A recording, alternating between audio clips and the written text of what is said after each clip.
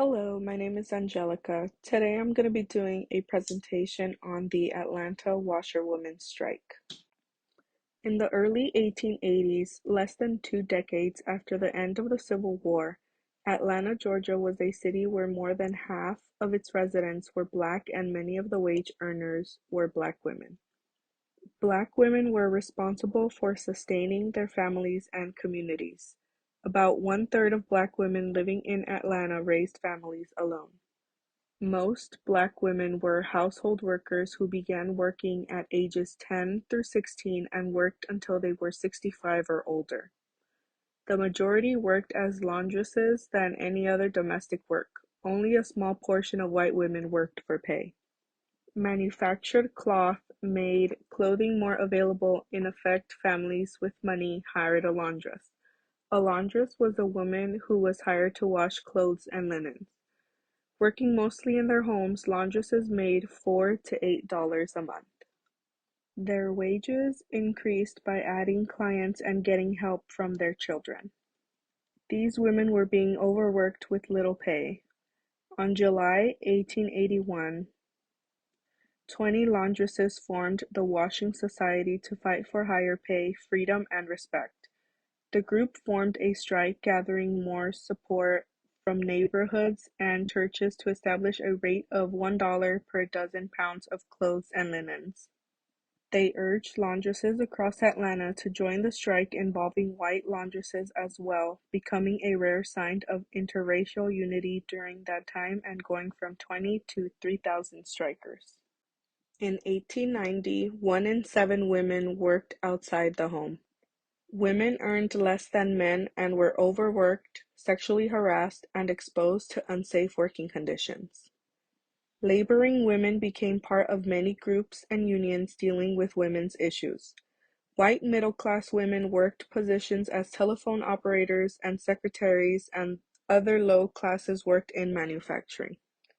Immigrant and non-white women were excluded from these job opportunities and relied on factory work and domestic service. In the South, African American women had to choose between housework and field work. Oftentimes, they would do both. For African American women, the ability to rent out their labor as laundresses brought in much needed income to supplement sharecropping. African American women were 7 times more likely to participate in paid labor than their white counterparts.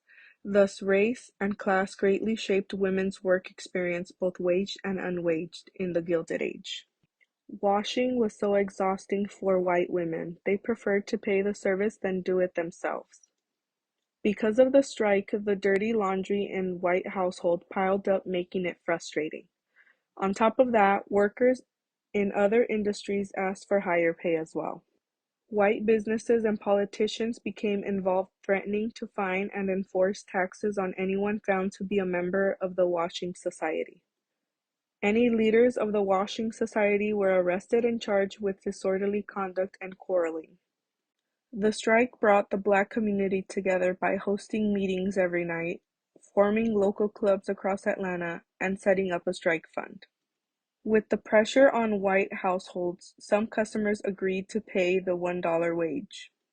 The city council put forward a $25 yearly fee for members of any washerwoman establishment. Even though $25 was a lot of money at the time, this did not discourage strikers and agreed to pay the fee rather than be defeated.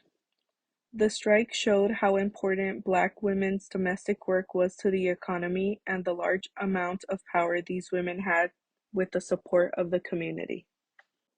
These strikers refused to be seen as minorities and wanted to be treated equally. The strike meant a lot for laundresses to be able to gain respect for their work and claiming their freedom and identity.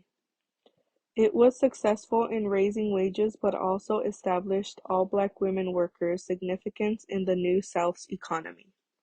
Not only did this strike force white establishments to notice Black female workers, but their courage also inspired other domestic workers such as nurses, cooks, and maids to demand higher wages as well. The washerwomen strike influenced many organizations that exist today, such as the National Domestic Workers Alliance, which works to improve working conditions by offering employee benefits, job protection, and healthier work. That is all for my presentation today. Thank you for watching.